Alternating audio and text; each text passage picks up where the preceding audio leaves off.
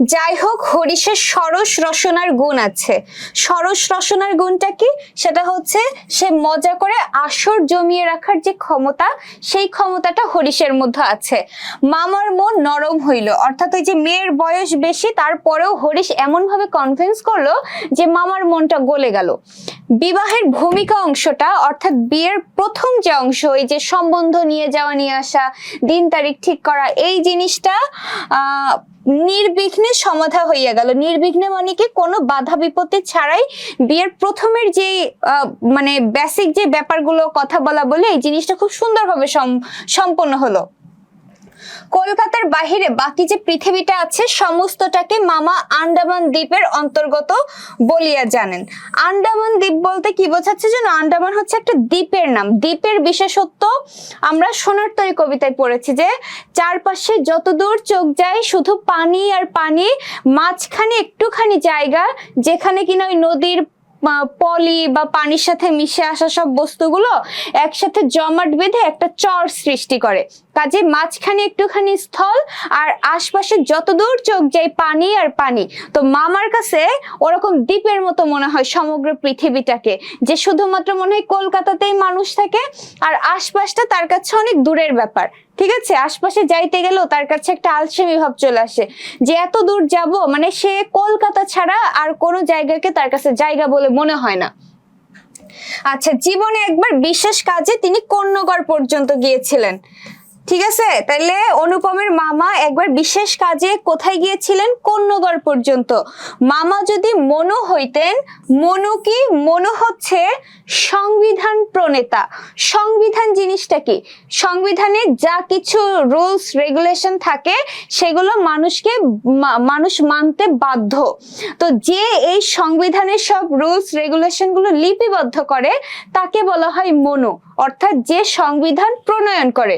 তো বলতেছে মামার কাছে যদি এই ক্ষমতা থাকতো যে সে একটা সংবিধান লিখবে, তাহলে তিনি তার সংবিধানে হাবড়ার পুল পার হওয়াটাকে তাহার সংহিতায় অর্থাৎ সংবিধানে একেবারে নিষেধ করিয়া দিতেন। অর্থাৎ তিনি সংবিধানে একেবারে লিখিত আকারে দিতেন যে হাবড়ার পুল হচ্ছে কলকাতার একটা শেষ ভাগ, অর্থাৎ এই কলকাতা থেকে এই পর্যন্ত যাওয়া যাবে, এর বাইরে আর কেউ যেতে পারবে না। ঠিক আছে, একেবারে নিষেধ করিয়া দিতেন।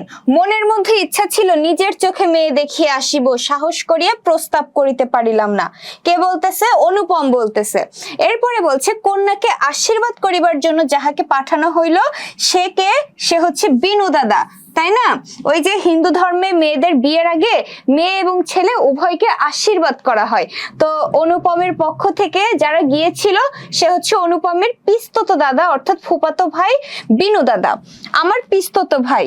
ঠিক আছে, তাহার মতো রুচি ও দক্ষতার পরে আমি 16 আনা নির্ভর করিতে পারি। অর্থাৎ বিনু দাদার পছন্দ রুচি অত্যন্ত চমৎকার। অর্থাৎ বিনু দাদা যদি কোনোটাকে ভালো বলে তাহলে অনুপম চোখ বন্ধ করে সেটা মেনে নিতে পারে, কারণ তার প্রতি তার একটা আলাদাই মানে নির্ভরতার একটা জায়গা আছে। আপু, এই গল্পটা শেষ হতে কতদিন লাগবে? আমি 4টা ক্লাসে এই গল্পটা শেষ করব। আচ্ছা, এরপরে দেখো বিনুদা ফিরে আসে বলিলেন, মন্দ নয় হে, খাঁটি সোনা বটে।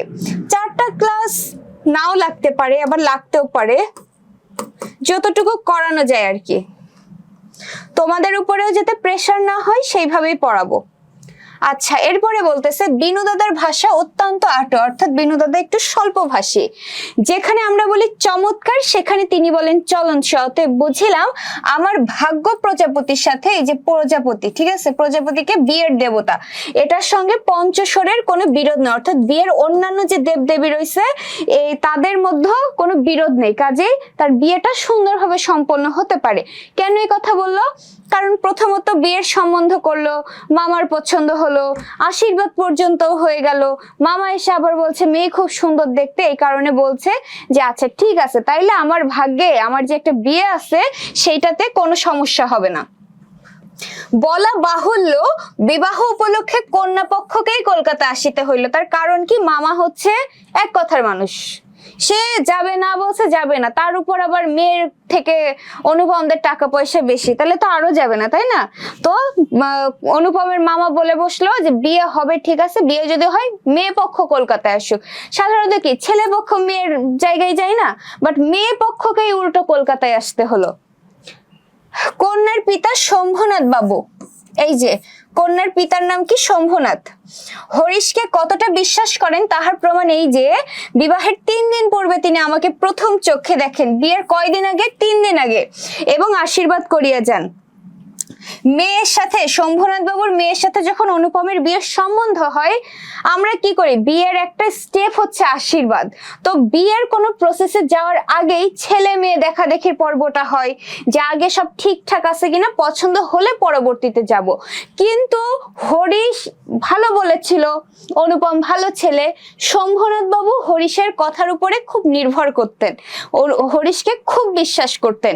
এই কারণে বিয়ে শাদী সব ঠিকঠাক হয়ে যাওয়ার পরে বিয়ের মাত্র 3 দিন আগে শম্ভুনাথ সেন একেবারেই আশীর্বাদ করার জন্য গিয়েছিলেন অনুপমদের বাড়ি। তার আগে তিনি অনুপমকে চোখের দেখা পর্যন্ত দেখেনি। বয়স তার 40-এর কিছু এপারে বা ওপারে। এখন এখানে একটা জিনিস দেখো, এই বয়স 40-এর এপারে বা ওপারে বলতে এক্স্যাক্টলি এটা হচ্ছে যে 40 সেটা না। অপরিচিত গল্পের কয় নম্বর লেকচার? 2 নম্বর লেকচার। শম্ভুনাথ বাবুর বয়স যে এক্স্যাক্টলি 40 তা না, 40-এর কিছু কম বা বেশি। এখন তোমার অ্যান্সার করতে হবে অপশন অনুযায়ী। যদি তোমার অপশনে থাকে একদম এই লাইনটাই যদি থাকে 40-এর কিছু এপারে বা ওপারে, তাহলে এইটাই হবে অ্যান্সার। যদি তোমার অপশনে এই লাইনটা না থাকে, যদি থাকে শম্ভুনাথ বাবুর বয়স অপশনে দেখা গেল 40 আছে, ঠিক আছে, 40 রয়েছে, তাইলে তোমার অ্যান্সার করতে হবে 40। এবার মনে করো 40ও নাই, 39 আছে অপশনে, 39, 38, 37 এইভাবে, তাহলে 40-এর সব থেকে কাছাকাছি যেটা সেটা তোমার অ্যান্সার করতে হবে প্রশ্ন অনুযায়ী। এবার যদি অপশনে তোমার থেকে 39, 40, 40-এর কিছু এপারে বা ওপারে কোনোটিই নয়, তাহলে এখানে দেখো বইয়ের যে এক্সাক্ট লাইন সেটাই দেওয়া রয়েছে, তাহলে অবশ্যই সেটাই হবে অ্যান্সার। বোঝা গেল? এরপরে দেখো, নাইম ফারহান বলছে এক্সাম কবে হবে কেউ জানো? কিসের এক্সাম? কোন টপিকের এক্সাম? বাংলার নব্য লেখক দিগের প্রতি? ওটা জানিয়ে দিব ভাইয়া।